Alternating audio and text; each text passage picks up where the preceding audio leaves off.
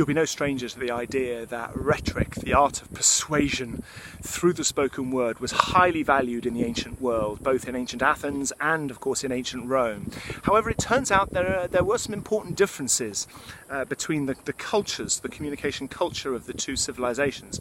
You see, in ancient Greece, specifically in the sort of golden era, 5th century, 4th century BC, the quality of the debate was paramount. In other words, content was king, and the robustness of the logic, the clarity of the arguments, and the quality of that exchange of ideas and the challenging of ideas was really very, very important, to the extent that one of the great orators of ancient Athens, Demosthenes, in the 4th century BC, was regarded as a very effective speaker, although actually had all sorts of speech impediments as a child growing up, interestingly. Had to work very, very hard to develop his delivery so that he could be effective as a speaker. He did not come from a background of talent, if you like. He had to work very, very hard. But his strength lay not in humour, not so much in emotional connection, but with the clarity and cut through of his arguments.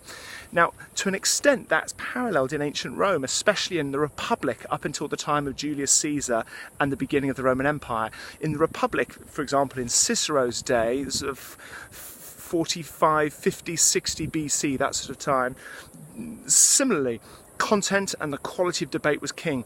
But with the arrival of the empire and dictatorship of Caesar Augustus, things change, because, surprise, surprise, when you've got a dictator in place, not so keen on the idea of meaningful, substantive debate. And instead, in Roman culture then, for the following few centuries, what mattered was eloquence, the form, the flourish, the polish with which one spoke was valued far more highly than the actual quality of the content.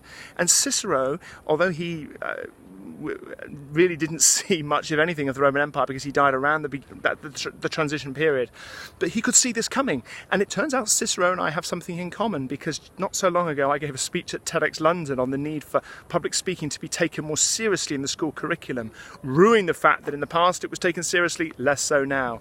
Turns out that to an extent Cicero felt exactly the same, because in ancient Greek times oratory, the art of persuasion, was taught alongside philosophy, the art of being a good person. It was something that Plato, the ancient Greek philosopher, felt was very important to ensure that oratory was used in the right way.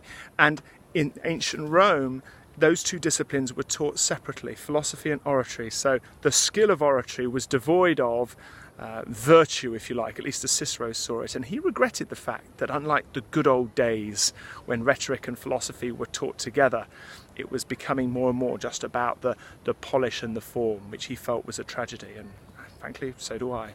If you're watching this anywhere other than simonbucknall.com, check that out. It's my website, my digital home online. And from here in the Agora, in the heart of ancient Athens, speak well and speak soon.